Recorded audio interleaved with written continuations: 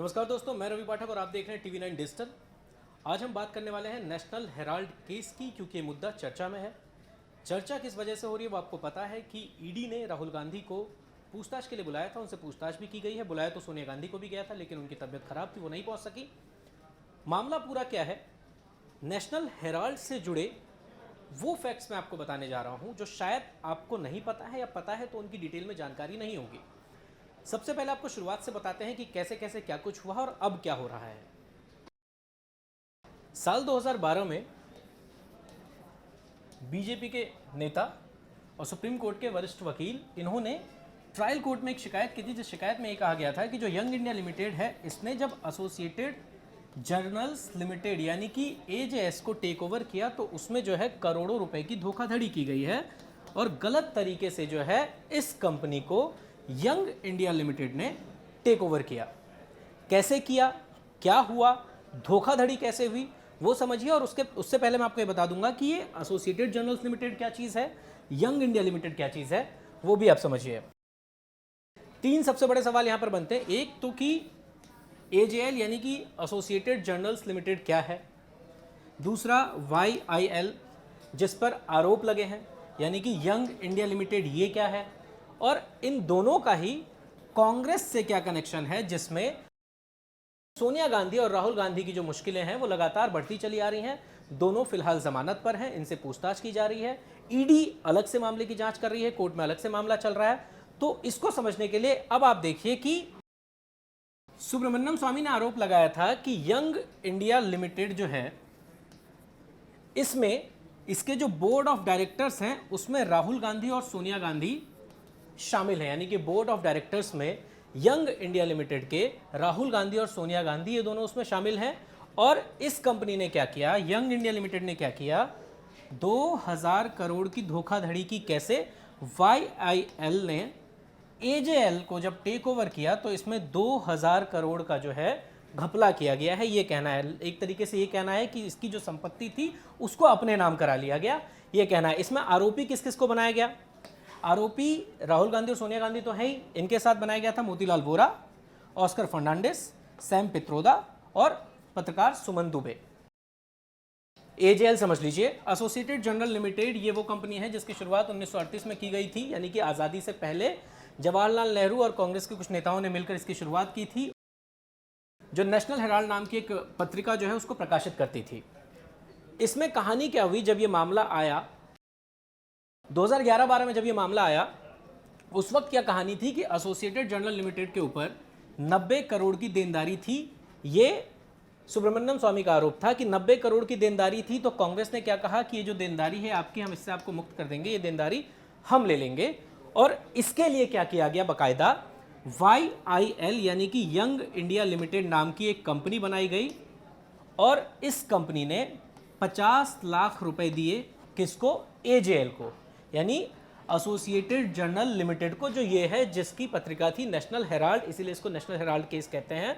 तो इसने 50 लाख दिए और इसके ऊपर टेक ओवर कर लिया, यानी कि इसकी जो सारी चीज़ें हैं, जो भी इसके राइट्स थे, वो सारी चीज़ें अब हो गई किसकी, YIL की। तो इसी की जो कहानी है, यही जो है, इसी को लेकर के जो है मामला उठा, जो सुब्रमण्यम स्वामी ने उठाया, अब उसकी जांच हो रही है।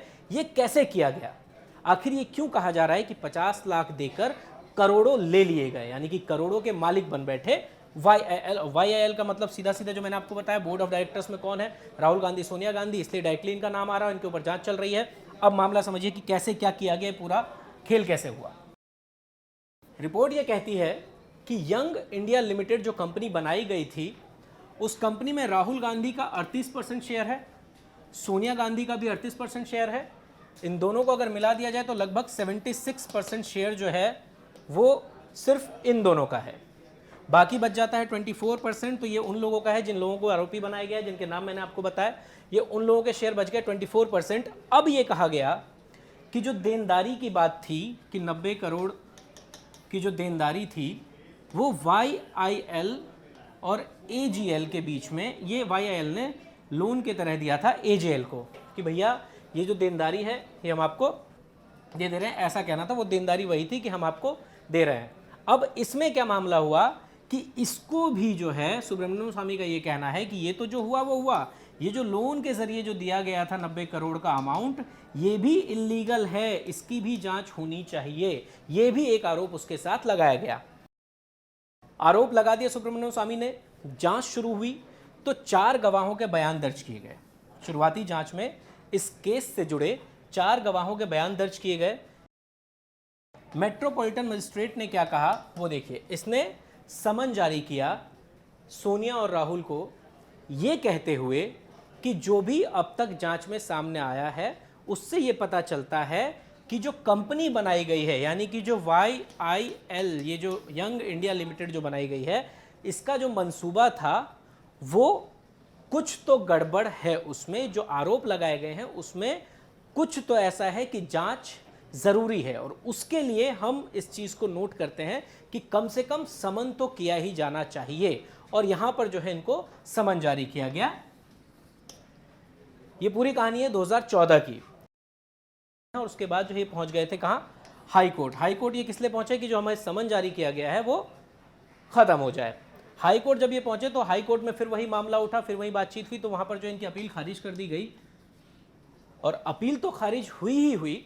इन्होंने हाई कोर्ट में क्या दलील दी थी कि हमने जो ये कंपनी बनाई है, ये कंपनी किसी फ़ायदे के लिए नहीं बनाई है, मतलब प्रॉफिट कमाने के लिए नहीं बनाई है, ये हमने कंपनी बनाई चैरिटी करने के लिए। हालांकि ये दलील जो है उनकी वहाँ पर काम नहीं आई और हाई कोर्ट ने अपील खारिज कर दी, और खारिज तो की ही की। साथ ही हाई कोर्ट ने क्या कहा, जो बात थोड़ी देर पहले मैंने बताया आपको, स्वामी ने जो आरोप लगाया था कि जो लोन दिया गया था वो भी संदेह के घेरे में है, उसकी भी जांच होनी चाहिए। तो हाई कोर्ट ने कहा कि ये जो लोन दिया गया था उसकी भी जांच हो, और साथ ही साथ यंग इंडिया लिमिटेड और AGL के बीच जितने भी ट्रांजैक्शन हुए हैं उन ट्रांजैक्शन की भी जांच की जाए। और ये जांच करने का आदेश दिया गया था ट्रायल कोर्ट को। इस बीच एक और इंटरेस्टिंग फैक्ट मैं आपको बता देता हूं। 2014 में एक तरफ स्वामी के आरोपों के बाद कोर्ट में तो मामला चल ही रहा था, क्योंकि स्वामी ने कोर्ट में ही शिकायत की थी, लेकिन इसके इतर दूसरी तरफ इसमें यह भी था कि कहीं इस डील में ये जो कुछ भी हुआ है इसमें क्या मनी लॉन्ड्रिंग का मामला तो नहीं बनता है। इस मामले की जांच के लिए 2014 में प्रवर्तन निदेशालय यानी कि एनफोर्समेंट डायरेक्टरेट को जांच सौंपी गई कि आप इसमें देखिए कि भैया इसमें कहीं कोई मनी लॉन्ड्रिंग का मामला तो नहीं है। जांच हुई तो प्राथमिकी जांच जब हुई तो उसमें यह कहा गया प्रवर्तन निदेशालय की तरफ से कि ऐसा मनी लॉन्ड्रिंग का मामला फिलहाल कोई नहीं दिखाई देता है। टेक्निकल रीजन देते हुए प्रवर्तन निदेशालय ने रेवेन्यू सेक्रेटरी को चिट्ठी लिखी और यह कह दिया कि फिलहाल इसमें ऐसा कोई मामला नजर नहीं आता है। यानी कि एक तरीके से क्लीन चिट दे दी गई राहुल और सोनिया को। जब ऐसा हुआ तो ये बात सुब्रमण्यम स्वामी को जो है वो नागवार गुजरी। उन्होंने कहा ऐसा कैसे हो सकता है। उन्होंने आरोप लगाया कि इसमें जो डायरेक्टर हैं राजन कटोच, इनके ऊपर सवाल उठा दिए, जो उस टाइम ईडी के डायरेक्टर थे 2014 में, जब ये इस मामले की जांच शुरू की थी ईडी ने हेराल्ड केस की। इन्होंने राजन कटोच पे सवाल उठाया और सवाल उठाते हुए सुब्रमण्यम स्वामी ने पीएम मोदी को चिट्ठी लिखी, 2 चिट्ठियां लिखी एक के बाद एक, और उस चिट्ठी में जानकारी दी कि कैसे कैसे क्या क्या पूरा मामला है, किस तरीके से ये क्लीन चिट दी गई है, और जो भी कुछ उन्होंने कहा था वो ये मांग चाहते थे कि दोबारा से जो है इसकी जांच की जाए। ये अभी जो दिया गया है ये गलत दिया गया है, और इसमें उन्होंने आरोप लगाया था कि कांग्रेस से इसका कोई ना कोई कनेक्शन है। खैर, उसके बाद क्या हुआ, राजन कटोच को जो है हटा दिया गया, यानी कि उनके पद से जो है, जो वो ईडी के डायरेक्टर थे वहां से उनको हटा दिया गया। और जब उनको हटाया गया तो उसके अगले ही महीने यानी कि सितंबर 2015 में फिर से ईडी ने जांच शुरू कर दी थी। यानी कि 2014 में एक बार जांच शुरू हुई, उसमें क्लीन चिट मिला, उसके बाद 2015 में दोबारा से जांच शुरू कर दी गई, और उसी मामले में आज जो पूछताछ हुई है वो ईडी ने ही बुलाया था इनको पूछताछ के लिए, और उसी मामले में पूछताछ हुई है। फिलहाल इस केस में स्थिति यह है कि राहुल और सोनिया दोनों ही जमानत पर हैं और पिछले 7 साल से जमानत पर हैं। अब तक जो मैंने आपको बताया इस केस के बारे में, इस केस के बारे में अगर आपको कुछ और जानकारी है तो आप चाहें तो कमेंट बॉक्स में हमें बता सकते हैं। वीडियो आपको कैसा लगा, अगर आपको अच्छा लगा तो वो भी बता सकते हैं। आप वीडियो को लाइक कर सकते हैं, वीडियो को शेयर कर सकते हैं, और इस तरीके की अगर और जानकारी आपको चाहिए तो वीडियो को शेयर करना बिल्कुल भी मत भूलिए। और इसी तरह की और खबरों से अपडेट रहने के लिए हमारे चैनल को सब्सक्राइब करना बिल्कुल भी मत भूलिएगा।